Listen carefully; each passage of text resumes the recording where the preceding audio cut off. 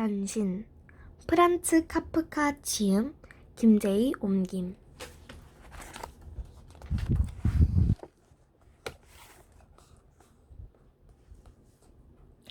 그리고 마구 흐느끼자 폭포수 같은 눈물이 어머니 얼굴로 쏟아졌다. 누이는 기계적으로 손을 움직이며 어머니 얼굴에 흐르는 자신의 눈물을 열심히 훔쳐냈다. 아버지는 함께 마음이 아프고 딸의 심정이 너무나 잘 이해되었으므로 다시 물으셨다. 아가, 그래서 이제 우리가 어떻게 하면 좋겠냐? 누이는 자기도 별 대책이 없는지 그냥 어깨만 으쓱했다. 눈물을 한 바가지 쏟은 바람에 이전의 확신도 다 쓸려나간 모양이었다. 저희가 우리가 하는 말을 알아듣기만 한다면. 아버지는 긴가 민가 하며 말했으나 흐느끼던 누이는 절대 그럴 리 없다며 손사래를 쳤다. 저희가 우리가 하는 말을 알아듣기만 하면 좋으려만. 아버지는 같은 말을 되새이며 그런 일은 없을 거라는 누이의 확신을 당신도 받아들이겠다는 뜻인지 두 눈을 꼭 감으며 말을 이었다. 그렇다면 어떻게 타협점이라도 좀 알아낼 수 있을 텐데. 그런데 저렇게. 그러다 누이가 소리를 질렀다. 없애야 해요. 그것 말고 달리 방법이 없어요. 아버지, 그게 그래 고르라는 생각에서 얼른 벗어나야 해요. 여태껏 우리가 그렇게 믿어온 게 그게 우리의 불행이에요. 아니, 어떻게 저게 그레고르 오빠일 수가 있어요?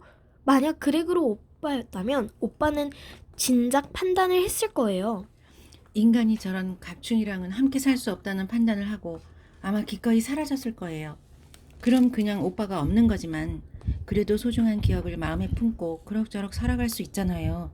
하지만 저 버러지는 우리를 괴롭히고 하숙 아저씨들을 쫓아내고 이제 우리 집을 자기 혼자 다 차지하려 들 게 분명해요. 우리를 내쫓아 길에서 노숙을 하게 만들걸요. 그녀가 갑자기 소리를 질렀다. 아버지, 저것 좀 봐요. 벌써 또 시작이에요. 누이는 그레고르 입장에서는 전혀 이해할 수 없는 공포에 사로잡힌 듯 어머니도 팽개쳐버리고 기겁을 하며 어머니가 누워있던 의자에서 튕겨나갔다. 그레고르 옆에 가까이 있느니 어머니를 희생시키는 편이 더 낫다는 것인지. 누이는 아버지 뒤쪽으로 허겁지겁 몸을 숨겼다. 누이의 그런 행동에 자극을 받은 아버지는 괜히 당신도 의자에서 벌떡 일어나 마치 그녀를 보호해야 한다는 듯 양팔을 반쯤 올리고 그녀를 막아서는 신용을 하셨다. 하지만 그레고르는 누이는 물론이고 다른 누구한테도 겁을 주는 말썽을 부릴 생각이 전혀 없었다. 그는 단지 자기 방으로 돌아가려고 몸의 방향을 바꾸기 시작한 것뿐이었는데 그 몸짓이 아무래도 기이하고 섬뜩해 보인 모양이었다. 상처를 크게 입었고 그 자리가 아파서 몸을 좀 돌리려면 그게 너무나 힘들어 그냥 머리를 들었다가 바닥에 부딪히는 몸짓을 반복할 수밖에 없었던 건데 그것마저 오해를 일으킨 모양이었다. 그는 가만히 동작을 멈추고 주위를 잠시 돌아보았다. 이제야 자신이 왜 그런지 그 뜻이 전달된 가족들이 더는 기겁하지 않는 것 같아 정말 다행이었다. 이제 그들은 모두 입을 다물고 몹시 슬픈 눈으로 그레고르를 바라보았다. 어머니는 두 다리를 쭉 뻗어 서로 포갠 채 의자에 누워 계셨다. 하지만 너무 녹초가 된 탓인지 눈꺼풀이 거의 내려와 있었다. 누이는 아버지와 나란히 앉아 아버지 몸에 한쪽 팔을 두른 채였다. 이제는 몸을 좀 돌려도 괜찮겠지? 그레고르는 그런 생각을 하며 다시 움직이기 시작했지만 너무 힘들고 자꾸 숨이 가빠져 계속 끙끙대며 한참씩 쉬어야 했다. 이제는 아무도 그를 몰아내지 않고 마음대로 하게 내버려두어 정말 다행이었다. 간신히 몸을 돌려 방향을 바꾼 다음 그는 즉시 자기가 있던 곳으로 직진하여 기어가기 시작했다. 하지만 자기 방에 대체 얼마나 멀리 왔었는지 그게 가늠도 힘들 만큼 그렇게 먼 거리였다는 게 정말이지 놀라웠다. 워낙 쇠약해진 몸이다 보니 도대체 아까는 왜 그런 생각을 못하고 이 먼 길을 기어올 수 있었는지 도통 이해가 되지 않았다. 있는 힘을 다해서 서둘러 가야 한다는 목표에만 정신을 쏟느라 그레고르는 이제 더는 가족들이 욕을 하거나 소리를 질러서 자신을 힘들게 하지 않는다는 사실을 거의 생각조차 못했다. 문을 지나고 방으로 들어와서야 겨우 고개를 좀 돌렸는데 자꾸 뻣뻣해지는 느낌에 제대로 돌리지도 못했다. 아무튼 그가 확인한 건 다른 건 모든 게 그대로였고 누이만 그냥 일어서 있는 광경이었다. 마지막으로 눈에 들어온 건 완전히 잠들어버린 어머니, 그녀의 모습이었다. 그런데 방에 들어서기가 무섭게 후다닥 문이 닫히고 철컥 자물통 잠기는 소리와 함께 그대로 갇히는 신세가 되고 말았다.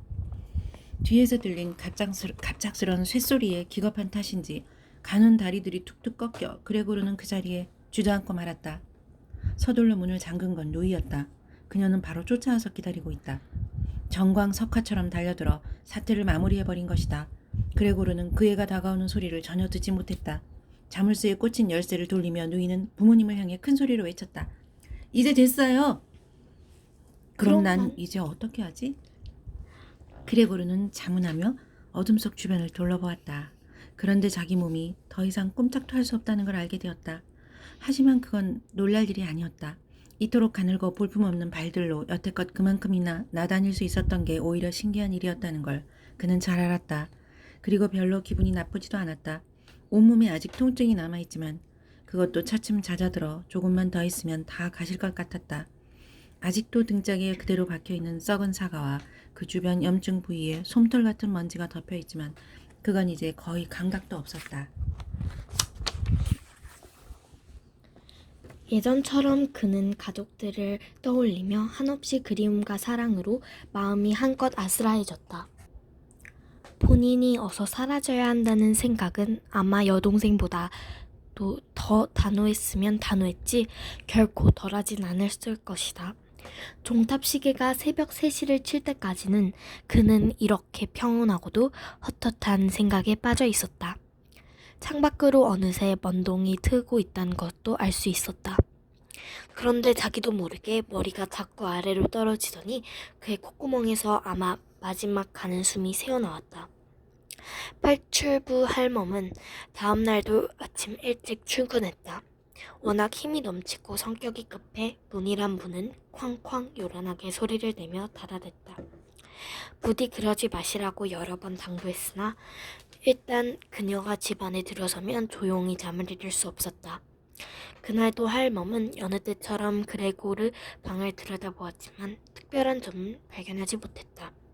그냥 일부러 꼼짝도 않는 줄 알고 빈정상한 일이 있었나 보다고 생각했을 뿐이었다. 할멈은 그레고르가 세상의 모든 걸 다 이해하는 능력이 있다고 믿는 까닭이었다. 문가에 서 있던 팔출부 할멈은 마침 자기 손에 들려있던 긴 빗자루로 그레고르를 툭툭 건드렸다. 아무런 반응이 없자 괜히 심술이 나서 이번에는 그를 찔러보았다. 하지만 이번에도 아무런 저항 없이 그레고르가 있던 자리에서 그대로 밀려나는 것을 보고 갑자기 정신이 번쩍 들었다. 사태의 진상을 깨달은 그녀는 눈이 휘둥그레지고 입에서 저절로 휘파람 소리가 흘러나왔다. 하지만 머뭇대지 않고 바로 주인 침실로 달려와 문을 열어 젖히고 어둠을 가릴 만큼 크게 소리질렀다. 저기 좀 봐. 이게 완전히 돼져버렸네. 아주 뻗어 나자빠졌어. 잠사 영감 내외는 벌떡 일어나 침대에 앉아 파출부 할멈이 고함 탓에 놀란 가슴부터 쓸어내렸다. 그러고 나서야 이들 내외는 할멈이 말귀를 알아듣고 혼비백산하여 서로 다른 방향에서 서둘러 뛰쳐나왔다. 잠사 영감은 어깨에 이불을 두른 채였고 부인은 그냥 내복바람으로 달려 그레고르 방으로 뛰어들었다. 그 사이에 거실 문도 활짝 열렸다. 하숙 아재들이 입주한 후부터 그레테는 거실에 잠자리를 차렸는데 그날 밤에는 한숨도 못 잔 듯했다. 평소 입는 옷을 다 입었고 안색이 창백한 것으로 봐도 그건 곧 알 수 있었다. 죽은 거예요? 믿기지 않는다는 듯 잠사 부인은 파출부 할멈에게 물었다. 굳이 묻지 않아도 눈으로 살펴보면 확인되는 일이고 실은 그냥 척 봐도 알 수 있었다. 그런 것 같은데. 파출부 할멈은 그렇게 말하면서 빗자루로 한 번 더 그레고르의 시신을 쓱 밀어보였다. 잠사 부인은 빗자루를 붙들려는 몸짓을 하려다 그만두었다. 그래, 이제 주님께 감사드리자. 잠사 영감이 성호를 긋자 나머지 세 여자도 따라 그었다.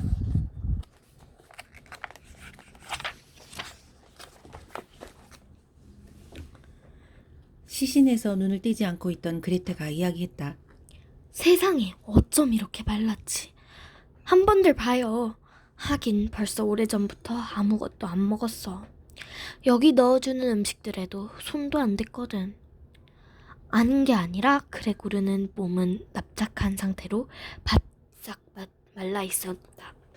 작은 다리들로도 지탱하지 못했는데 이제야 그게 눈에 들어오고 나머지는 눈에 띄는 게 별로 없었다. 그레테야, 우리 잠깐 방에 좀 가자. 잠사 부인은 쓸쓸한 미소를 지으며 입을 열었고 그레테는 부모님을 따라서 침실로 가는 도중 몇 번을 머뭇거리며 시신을 돌아보았다. 할멈은 방문을 닫고 창문을 활짝 열었다. 아직 이른 아침인데도 상쾌한 공기 속에 따뜻한 기운이 스며들어 있었다. 아닌 게 아니라 벌써 3월 말이었다. 하수 아재 3명이 방에서 나와 두리번거리며 아침 식사가 어디 있는지 찾았으나 자기네 밥이 차려있지 않은 것을 알고는 곧 실망한 얼굴로 되었다. 아침? 어디 있어? 가운데 대장 아재가 툴툴거리며 팔출부 할멈에게 붙자 그녀는 손가락을 입술에다 대고 조용히 하라는 신호를 하며 어서들 그레고르 방으로 들어와 보는 손짓을 하였다. 아재들은 낡고 허름한 윗도리 주머니에 손을 꽂은 채 그녀를 따라 방 안으로 줄지어 들어갔다. 방은 어느덧 환히 밝아 그레고르의 시신이 그대로 드러나 보였다. 그때 다시 침실 문이 열리고 추레한 제복을 챙겨 입은 잠사 영감님이 양쪽 팔에 부인과 딸을 대동하고 나타나셨다. 모두 조금씩 운 것 같았다. 그레테는 아버지의 팔에 이따금 자기 얼굴을 꾹꾹 문질렀다. 당장 우리 집에서 나가시오. 잠사 영감이 곁에 아내와 딸을 그대로 둔 채 현관문을 가리키며 아재들에게 말했다. 무슨 말씀을 하시는 건지. 대장 아재는 좀 당황스러운 표정이었으나 영문을 모르겠다는 듯 방실거리며 이내 물었다. 나머지 두 아재도 양손을 뒤로 하고는 끊임없이 비벼댔다. 이제 곧 싸움판이 벌어질 것이고 그래봤자 승산은 자기네에게 있다는 막연한 기대에 부푼 것처럼도 보였다. 내가 말은 그대로요. 당장 나가요. 잠사 영감은 다시 대답하며 대장 아재를 향해서 보무도 당당히 양옆에 동반한 부인과 딸과 나란히 앞으로 나아갔다. 대장 아재도 처음에는 거기서 꼼짝하지 않고 물끄러미 바닥만 쳐다보았다. 그의 머릿속에서 온갖 것들이 새로운 질서를 찾아가는 모양이었다. 그럼 뭐 저희가 나갑지요. 그렇게 답한 후 대장 아재는 잠사 영감님을 바라보았다. 이 결정조차 다시 새로운 허락을 얻어야 하나 조금 궁금한 듯 그의 태도는 갑자기 수그러들었다. 잠사 영감님은 부릅뜬 눈으로 그저 고개를 몇 번 끄덕여주는 정도로 간결하게 응대했다. 이제 대장 아재는 정말 영감님의 본부대로 당장 현관을 향해 뚜벅뚜벅 큰 걸음을 옮겼다. 2명의 친구 아재들도 진즉 손장난을 멈추고 얌전히 서서 이야기를 주워 듣다가 더욱더 공손한 발걸음 끝으로 큰 형님 뒤를 바짝 따랐다. 혹시라도 잠사 영감님이 대장을 따라 나가지 못하게 자기들 앞길을 가로막을까 얼어버린 모습이었다. 그들 3명은 현관 벽에 옷걸이에서 모두 하나씩 모자를 집어 쓴 후 우산대에서 단장을 조용히 꺼내 허리를 굽혀 인사를 하고 서둘러 물러갔다. 전혀 그렇지 않다는 사실이 밝혀졌지만 잠사 영감은 그들이 가지 않고 있지는 않을까 미심쩍은 마음을 떨칠 수 없다는 듯 딸과 아내를 대동하고 현관 밖 승객참으로 따라 나가서 난간에 기댄 채 그들의 동향을 살펴보았다. 그들은 층이 바뀌면 사라졌다. 한층 더 내려가는 층계참에서 잠시 모습이 나타나기를 몇 번 더 계속했다. 그들이 아래로 내려갈수록 잠사신의 가족도 그들에 대한 관심이 차츰 더 사라졌다. 마침 큰 짐을 머리에 입고 위풍당당한 걸음으로 층계를 오르던 정육점 아저씨와 마주친 그들이 완전히 사라지는 모습을 확인한 잠사 영감은 한결 홀가분한 마음으로 부인과 함께 층계참을 지나 집으로 들어왔다. 그들은 오늘 하루는 집에서 푹 쉬면서 함께 소풍을 가기로 했다. 다들 휴가를 내도 될 만큼 일을 충분히 해두었고 그게 절실한 현실이기도 했다. 그래서 3명 모두 탁자에 둘러앉아서 잠사 영감님은 은행 관리자에게, 부인은 일감을 주는 이에게, 그레테는 상점 주인에게 각각의 결근 사유서를 작성했다. 사유서를 작성하는 동안 파출부 할멈이 들어와 아침 일을 다 했으니 이제 그만 가겠다고 인사를 했다. 세 사람은 쳐다보지도 않고 고개만 끄덕였으나 할멈은 떠나지 않고 거기 있었다. 잠사 영감은 짜증이 나는 얼굴로 빤히 쳐다보며 물었다. 무슨 일이 또 있어요? 할멈은 이들 가족에게 전할 뭐 좋은 소식이라도 있다는 듯 무슨 일인지 자기에게 제대로 물어보라는 투로 싱글거리며 아직도 문 옆에 그대로 서 있었다. 그녀가 쓰고 다니는 모자에 거의 수직으로 꽂혀있는 타조 깃털은 예전에도 잠사 영감의 신경을 긁곤 했는데 지금은 사방팔방으로 더 팔랑대고 있었다. 대체 무슨 일인데 그러세요? 이 집에서 파출부 할멈이 그나마 조신하게 말을 듣는 편이었던 안주인 잠사 부인이 다시 물었다.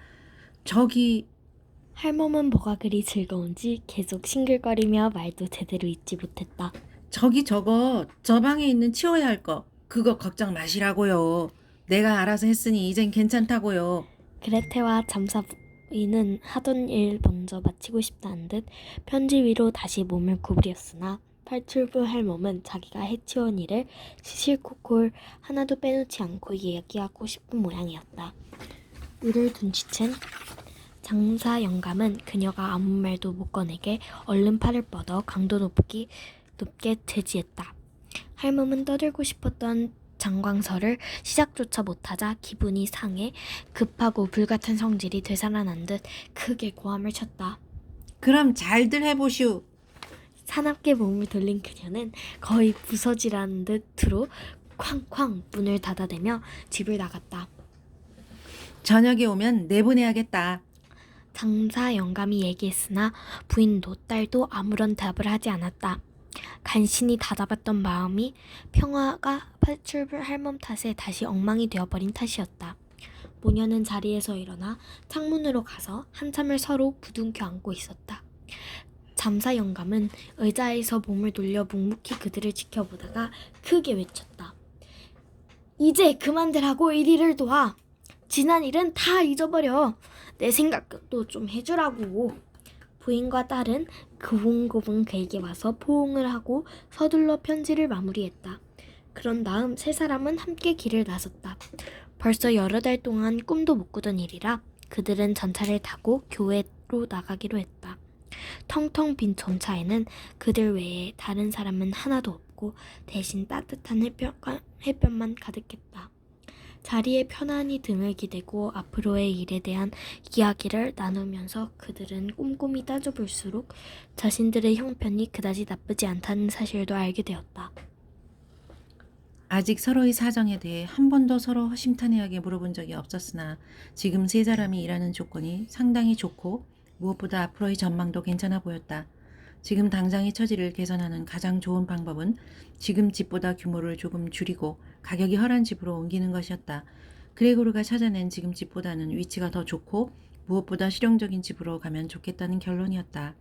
한참을 그렇게 떠들다 보니 한결 밝아지고 점점 더 생기가 도는 딸의 모습이 잠사 영감 내외 눈에 누가 먼저랄 것도 없이 동시에 들어왔다.